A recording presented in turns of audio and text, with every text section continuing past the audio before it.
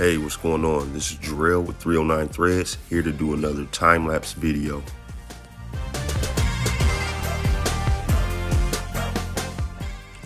Alright, so what we're going to be working on today is just a simple one color, two placement, being the front and back Plastisol screen print. So as you see, setting up my test print, it's very important to do your test prints. That way you're able to spot any inconsistencies and make any adjustments prior to doing your actual print.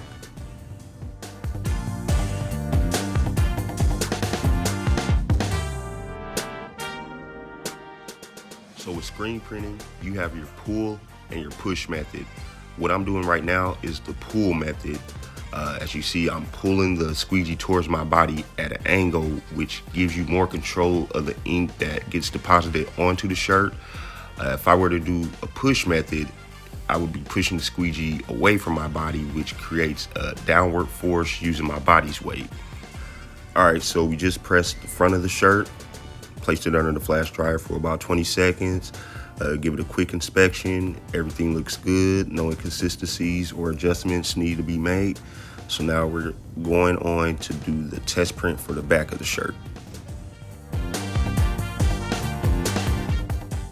Now, moving on to the back, I noticed prior to printing that the adjustment was slightly off. So as you see, I adjusted the micro registration, which is very important. Micro registration for any press is very vital for situations just like this. So if there is a case of the image being slightly off, you can adjust it slightly without having to basically redo the whole setup process. Definitely saves time.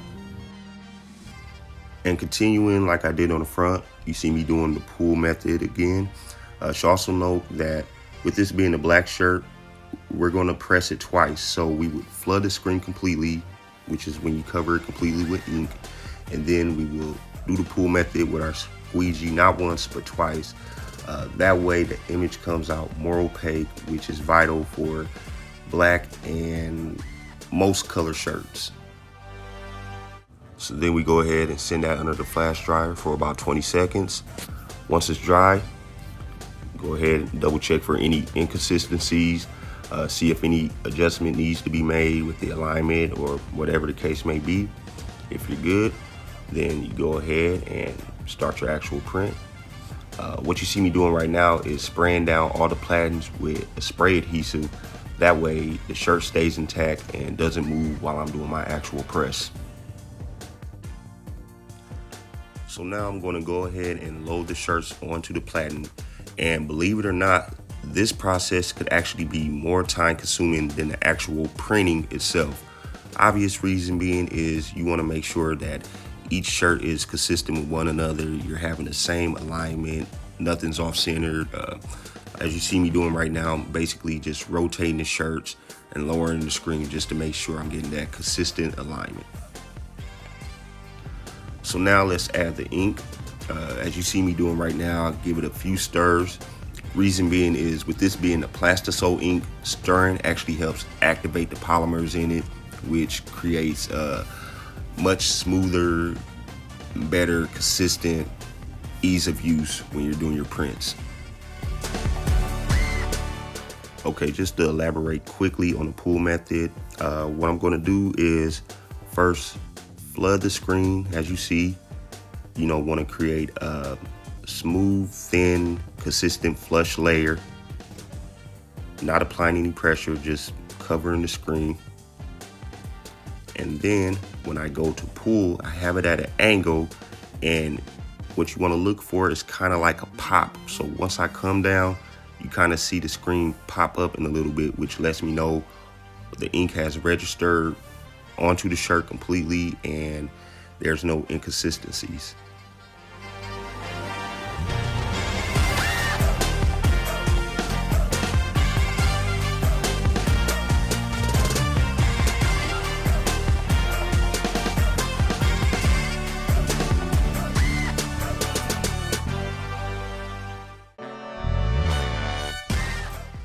So basically, once again, doing the same thing, and Like I said, with this being a pull method, I'm able to control the angle of the squeegee. So therefore, if I need to pull more ink, I can easily adjust it just by the angle that I hold the squeegee.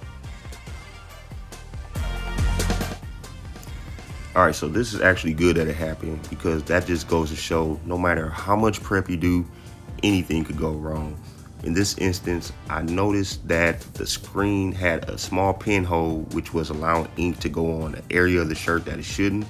So you see me just grab the spot gun remover, just blast it a couple of times, which removes the Plastisol ink completely and dries uniformly once it's under the heat dryer. So I'm checking to see where the pinhole is at, and I could just use a piece of tape to cover it up. Looking at the other shirts, make sure, and that one looks like it has it as well, so just blast it with the spot gun.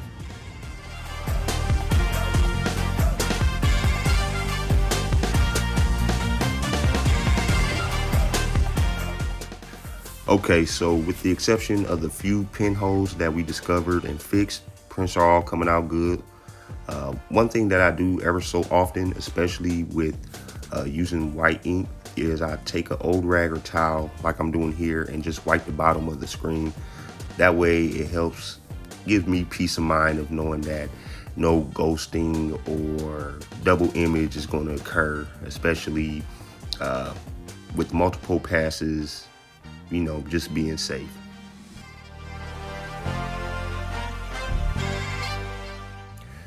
Okay, so with the front of the shirts all completely done, we're gonna do a final cure. As you just saw, I did slightly pull the shirt up because, you know, it has that adhesive on it. We'll slightly pull that up and set it under the dryer for another 15 or so seconds. That way we know that there's no moisture and the shirt's fully cured.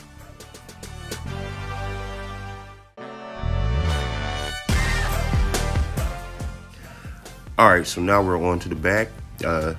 Nothing major, basically. It's just going to be the same exact that we saw on the front. So I'll just go ahead and let this play out.